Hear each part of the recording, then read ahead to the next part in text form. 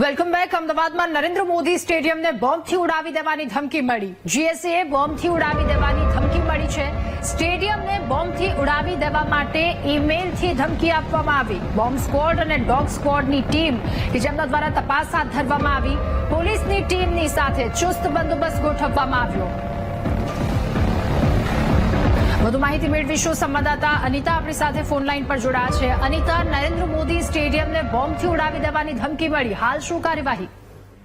જે ખાસ તો જે પ્રકારે નરેન્દ્ર મોદી સ્ટેડિયમને બોમ્બથી ઉડાવી દેવાની ધમકી જે અત્યારે મળી છે, ઈમેલ દ્વારા જે ગુજરાત ક્રિકેટ એસોસિએશનની જે સાઇટ ઉપર એક મેલ આવ્યો હતો, જેમાં નરેન્દ્ર મોદી સ્ટેડિયમમાં બોમ્બ રાખવામાં આવ્યો છે, તેને ઉડાવી દેવામાં આવશે. આ પ્રકારની માહિતી મેલ દ્વારા મળતા તેની જાણ પોલીસે કરવામાં આવી હતી. પોલીસના ટીમ જે હતી તે બોમ્બ સ્ક્વોડ અને ડોગ સ્ક્વોડ સાથે ત્યાં સ્ટેડિયમ ખાતે પહોંચી હતી અને આખા જે સ્ટેડિયમનું ચેકિંગ કરવામાં આવ્યું હતું, પરંતુ કોઈ શંકાસ્પદ વસ્તુ હજુ સુધી મળી આવી નથી. પરંતુ પોલીસે હાલ તો ચુસ્ત બંદોબસ્ત ગોઠવી દીધો છે. જ્યારે એક તરફ ભારત પાકિસ્તાનને લઈને જે તણાવ ભર્યું વાતાવરણ છે, મોકડ્રીલ યોજાઈ રહી છે અને જે પ્રકારે સિંદૂર ઓપરેશન હાથ ધરવામાં આવ્યું છે, તે દરમિયાન આ જે બોમ્બથી ઉડાવી દેવાની જે ધમકી ઈમેલ દ્વારા મળતા આજ તો સમગ્ર ઘટનાને લઈને પોલીસે જે સાયબર ક્રાઇમની મદદ લીધી છે. આ મેલ ક્યાંથી આવ્યો છે અને કોને કરવામાં આવ્યો છે, તે તમામ મુદ્દે હાલ પોલીસ દ્વારા તપાસ કરવામાં આવી રહી છે. જી અનિતા, આભાર આપનો વિગતો સાથે જોડાવા બદલ. તો પોલીસ દ્વારા તમામ મુદ્દા પર તપાસ હાથ ધરી દેવામાં આવી છે.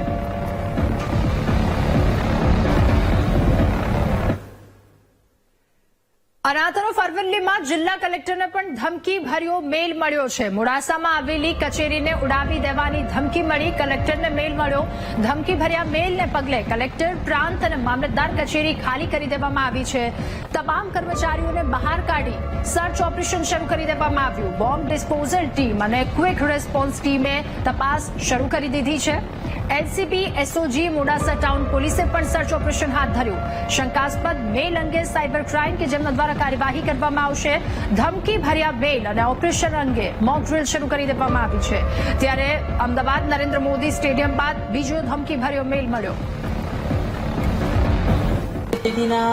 પગલાના ભાગરૂપે અમે પણ આજે બધા વિભાગો સાથે અને ખાતાના જે વડાઓ છે એમની સાથે મીટિંગ કરીને કે કોઈ વાઇટલ ઇન્સ્ટોલેશન્સ આપના છે અને જે એક પબ્લિકમાં એક અવેરનેસ, સાવચેતી એ ફેલાય અને કોઈ એમાં પેનિક નહીં રહે, પણ આપણે જે છે સુસજ્જ, આપણે સજ્જ છીએ, આપણે તૈયાર છીએ, એ સેન્સિટિવિટી બધામાં પહોંચે એ માટે અમે મીટિંગ કરી.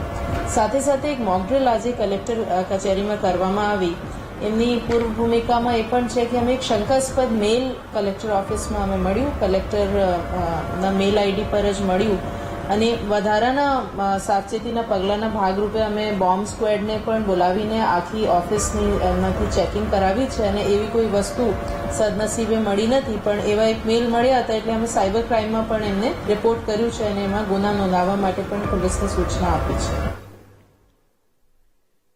ઓપરેશન સિંદૂર પર રક્ષામંત્રી રાજનાથસિંહે પ્રતિક્રિયા આપી. ભારતીય સેનાએ પોતાના શૌર્ય અને પરાક્રમનો પરિચય આપ્યો છે. રક્ષામંત્રી રાજનાથસિંહનું આ નિવેદન. કહ્યું, ભારતીય સેનાએ નવો ઇતિહાસ લખ્યો છે. आप सभी जानते हैं कि आज हमारे प्रधानमंत्री जी के मार्गदर्शन में हमारे भारत की सेना ने हम सभी भारतवासियों का मस्तक ऊंचा किया है.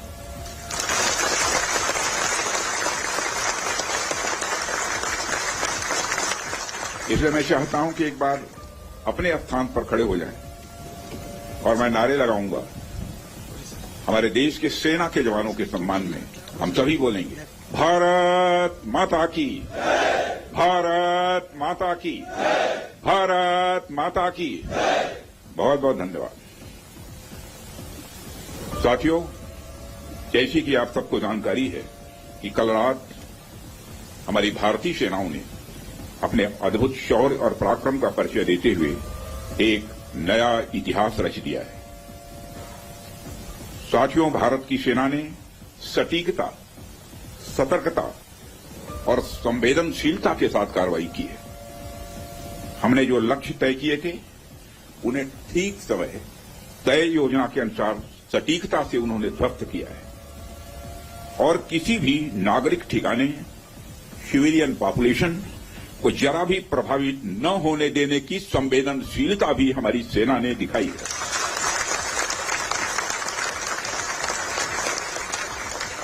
यानी एक तरीके से देखा जाए तो हम कह सकते हैं एक तरीके की सटीकता, सतर्कता और मानवीयता यह हमारी भारत की सेना के जवानों ने दिखाई। તો ગૃહ રાજમંત્રી હર્ષ સંઘવીની બેઠક પૂર્ણ થઈ છે। ગૃહ રાજમંત્રી હર્ષ સંઘવીએ બેઠક પછી કંટ્રોલ રૂમની મુલાકાત લીધી। ત્યાંની પરિસ્થિતિ તેમણે જાણી। બોર્ડરના જિલ્લાઓની સ્થિતિની સમીક્ષા તેમના દ્વારા કરવામાં આવી। જિલ્લાના અધિકારીઓ સાથે ટેલિફોનિક વાતચીત પણ કરી। પરિસ્થિતિ જિલ્લાની શું છે, ટેલિફોનિક વાતચીત ગૃહ રાજમંત્રી હર્ષ સંઘવી દ્વારા કરવામાં આવી।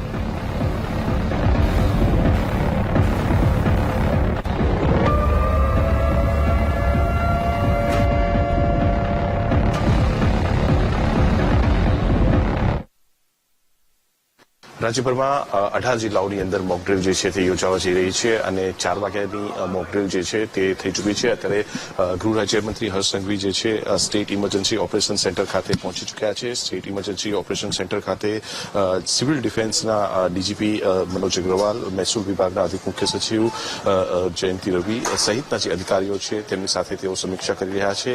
ખાસ તો 4 વાગ્યાની જે સાયરન અને જે મોકડ્રીલ હતી તે પૂર્ણ થઈ ગઈ છે અને હવે જે પછી સાંજે 7:30 થી તબક્કાવાર 30 મિનિટ જે છે તે મોકડ્રીલ થવાની છે તેના સંદર્ભમાં ચર્ચા કરવામાં આવી રહી છે। બ્લેકઆઉટના સંદર્ભમાં આ ચર્ચા જે છે તે થનાર છે અને સંપૂર્ણ સમીક્ષા જે છે તે ગૃહ રાજ્યમંત્રી હર્ષ સંઘવી જે છે અધિકારીઓની સાથે કરી રહ્યા છે। કેમેરામેન છાયા શર્મા સાથે મિલિંદ દેસાઈ, ગાંધીનગર। આજે રાજ્યભરમાં મોકડ્રીલ યોજવામાં આવી ત્યારે રાજ્યના અલગ અલગ દ્રશ્યો આપને બતાવી દઈએ, જેમાં અમદાવાદ, સુરત, નવસારી, બનાસકાંઠા, તાપી અને કચ્છમાં મોકડ્રીલ યોજવામાં આવી। સાયરન વગાડી લોકોને એલર્ટ કરવામાં આવ્યા। ટીવી સ્ક્રીન પર અલગ અલગ જગ્યા પરની મોકડ્રીલના દ્રશ્યો જોઈ રહ્યા છો। અમદાવાદ, સુરત, નવસારી, બનાસકાંઠા, તાપી અને કચ્છ સાયરન વગાડવામાં આવ્યું, લોકોને એલર્ટ કરવામાં આવ્યા તેમજ સુરક્ષિત સ્થળે લોકોને ખસેડવા માટેની વ્યવસ્થા કરવામાં આવી। આગ લાગવાની ઘટનામાં કેવી રીતે લોકોએ સુરક્ષિત રહેવું તેની પણ તાલીમ આપવામાં આવી છે તેમજ સાયરન વાગે ત્યારે ગભરાવાના બદલે સુરક્ષિત સ્થળે કેવી રીતે પહોંચવું એની પ્રેક્ટિસ લોકોને કરાવવામાં આવી।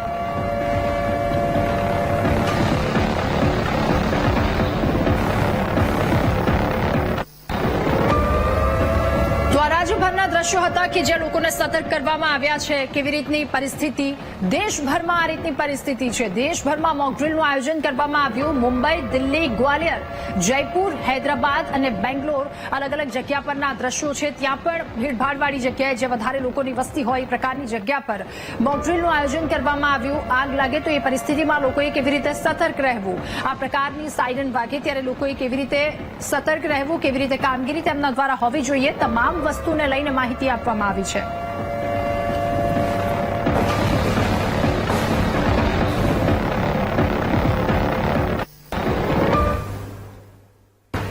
તો મોકડ્રીલનું આયોજન કરવામાં આવ્યું। એમાં નવસારીમાં મોકડ્રીલમાં કેટલાય લોકો જોડાયા। સાયરન વગાડી નગરજનોને એલર્ટ કરવામાં આવ્યા। ત્યારે યુદ્ધના ધોરણે લોકોને તાલીમ મળે તેના માટેની મોકડ્રીલ યોજી। મહાપાલિકાના સ્ટાફને સુરક્ષિત સ્થળે લઈ જવામાં આવ્યા। નવસારી હાઈસ્કૂલમાં તમામ લોકોને લઈ જવામાં આવ્યા। જિલ્લા પોલીસ અધિક્ષક, કલેક્ટર સહિતના અધિકારીઓ પણ આ મોકડ્રીલમાં જોડાયા। તો નવસારીના દ્રશ્યો છે જ્યાં પણ સાયરન વગાડી લોકોને સતર્ક રહેવા માટે સૂચના આપી દેવામાં આવી।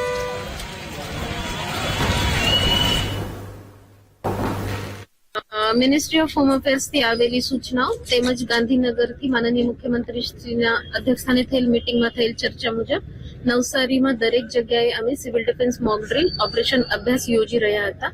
એમાંથી ફર્સ્ટ પાર્ટમાં નવસારી મહાનગરપાલિકામાં ઇન્સિડન્ટ સાઇટ બની છે આ રીતથી અમે મોક ડ્રીલ શરૂ કરાવ્યું હતું, જેમાં ફાયરની ટીમ, પોલીસ, એની સાથે હેલ્થ અને ડિઝાસ્ટર એટલે અમે જે સિવિલ ડિફેન્સનું કંટ્રોલ રૂમ પ્લાન કર્યું છે એમાં આ બધા લોકોને ઇવેક્યુએટ કરવું, એની સાથે અગર કોઈને કેઝ્યુઅલ્ટી થયું હોય તો ત્યાંથી અમે મહાનગરપાલિકાની સ્કૂલમાં આવ્યા છીએ અને એના મુજબ સિવિલ ડિફેન્સ મોક ડ્રીલનો પહેલો ભાગ નાગરિકોના જનભાગીદારીથી અમે યશસ્વી રીતે પૂરું કર્યું છે।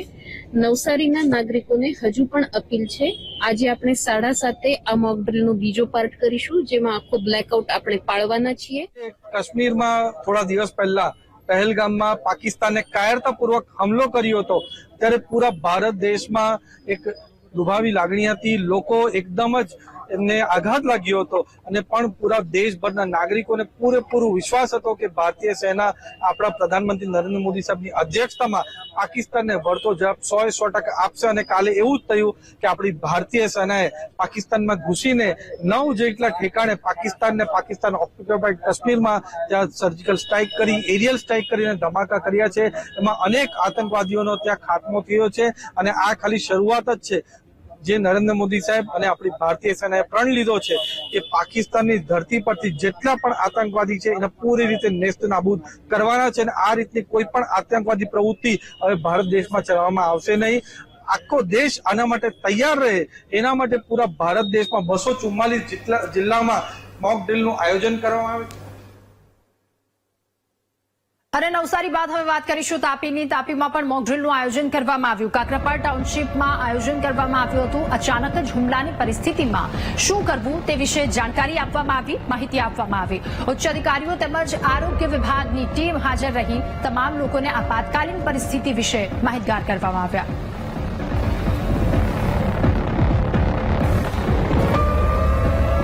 અને આ તરફ બનાસકાંઠાથી પણ દ્રશ્યો. બનાસકાંઠાના પાલનપુર નગરપાલિકામાં પણ મોક ડ્રીલનું આયોજન કરવામાં આવ્યું. ચીફ ઓફિસર જીગર પટેલે યુદ્ધ સમયે વાગતા સાયરનની સમજ આપી.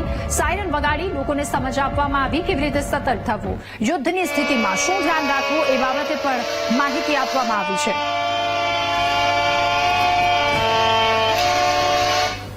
ઓપરેશન અભ્યાસ અંતર્ગત સરકારશ્રીની સૂચના અન્વયે માન્ય કલેક્ટર સાહેબે જે ગઈકાલે મિટિંગ રાખી હતી અને તે અંતર્ગત જિલ્લામાં આજે જુદી જુદી જગ્યાએ મોક ડ્રીલનું આયોજન કરવામાં આવેલું છે.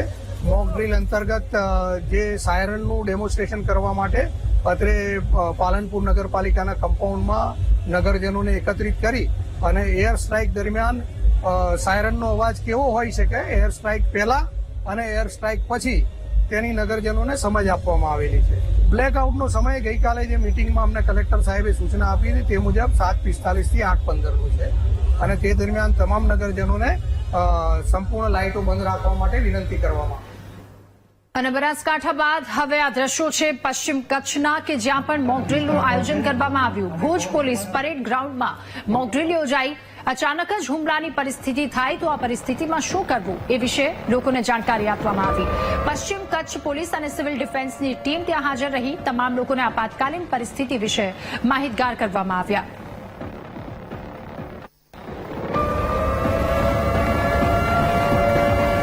અને આતંકીઓ પર એર સ્ટ્રાઇક મુદ્દે બોલ્યા ભાવનગરના યુવરાજ જયવીર રાજસિંહ ગોહિલ. આતંકીઓને જડબાતોડ જવાબ આપવા બદલ પીએમ મોદીની સરાહના તેમણે કરી. ઓપરેશન સિંદૂર નામ રાખી સેનાએ પહેલગામ હુમલાનો બદલો લીધો છે.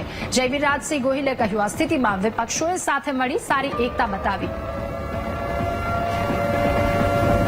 બધા માટે ગર્વની વાત છે અને જે દુર્ઘટના પહેલગામમાં બની હતી એ પછી ઘણા નગરજનોની ઈચ્છા હતી, મનમાં હતું, હૃદયમાં હતું કે સરકાર આપણી આર્મી એક જવાબ આપે, એક મુંહતોડ જવાબ આપે જેને લઈને આવી દુર્ઘટના ફરી ન થાય.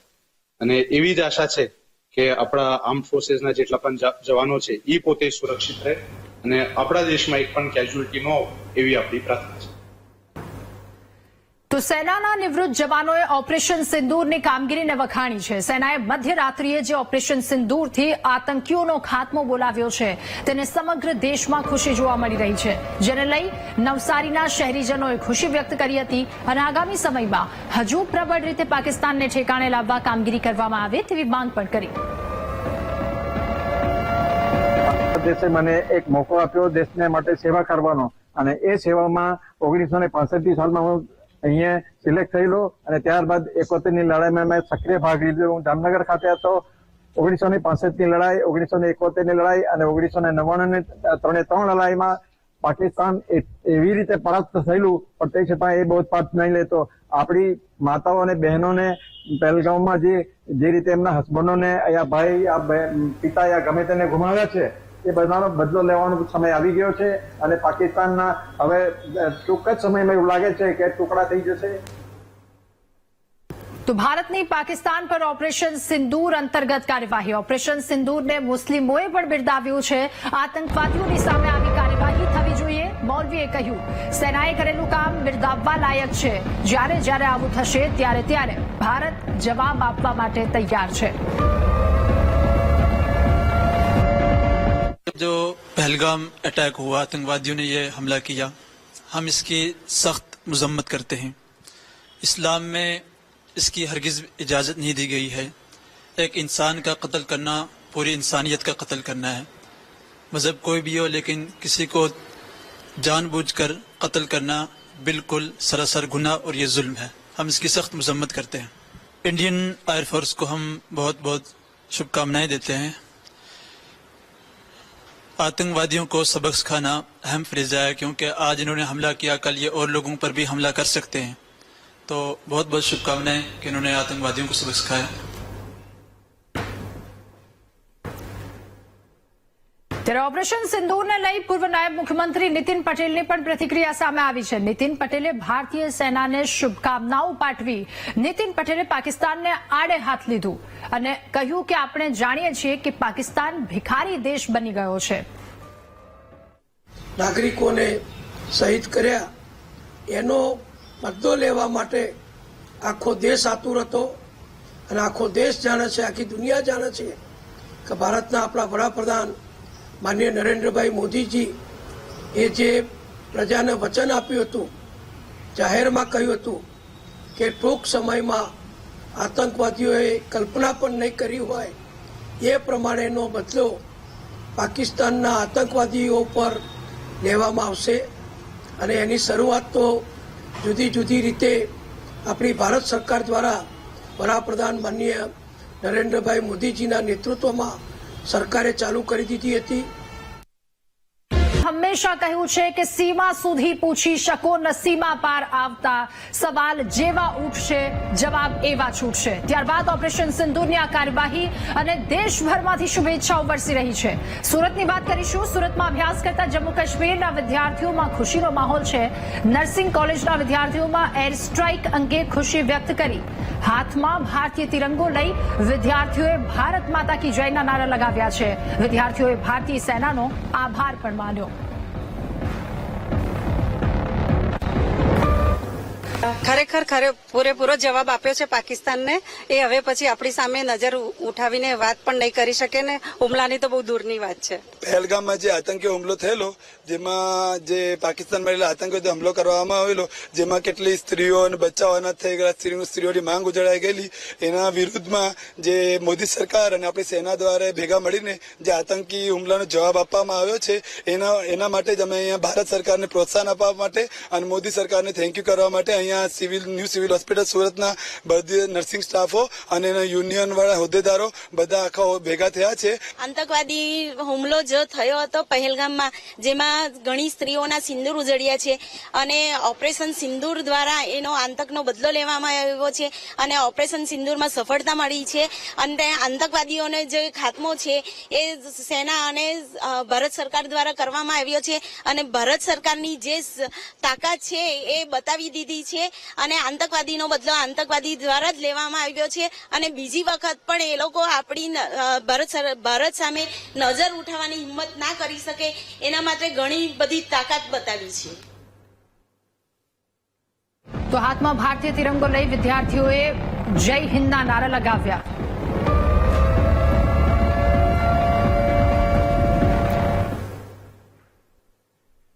પાકિસ્તાન વિરુદ્ધ કરેલી ભારતીય સેનાની કાર્યવાહીને જમ્મુ કાશ્મીરની મુલાકાતે જતા પ્રવાસીઓએ પણ પ્રશંસા કરી છે। જે પ્રકારની કાર્યવાહી કરવામાં આવી, આ કાર્યવાહીને તેમણે બિરદાવી છે। શું કહ્યું? ત્યારે આતંકી ઠેકાણાઓને નિશાન બનાવવામાં આવ્યા। મિસાઇલથી ઘરમાં ઘૂસીને વાર કરવામાં આવ્યો છે। ભારતની આ જવાબી કાર્યવાહી જડબાતોડ કાર્યવાહી।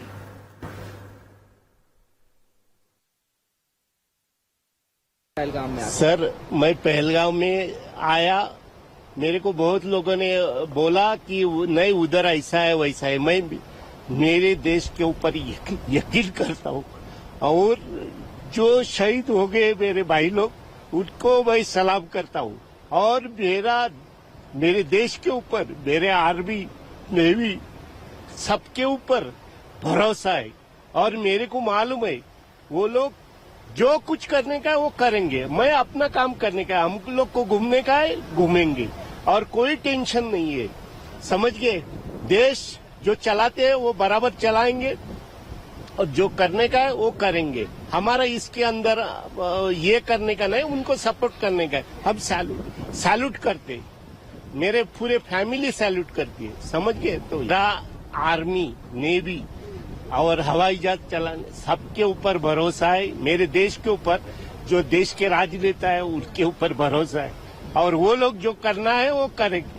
हम अपना सपोर्ट उनको देना है, बस इतना ही हमारा काम है, वो हम करेंगे। और जो शहीद हो गए, जिनका ये सिंदूर ये किया, हमारा राजनेता है, वो बराबर क्या करने का, किस टाइम करने का वो सोचेंगे और करेंगे। ये हमारा पूरा विश्वास है, समझ गया? ये विश्वास के ऊपर हम भारतवर्ष में रहते हैं, और भारतवर्ष में हमको कोई तकलीफ नहीं है, कुछ नहीं, और जो कुछ होएगा अच्छे के लिए होता है, ये हम सोचते हैं।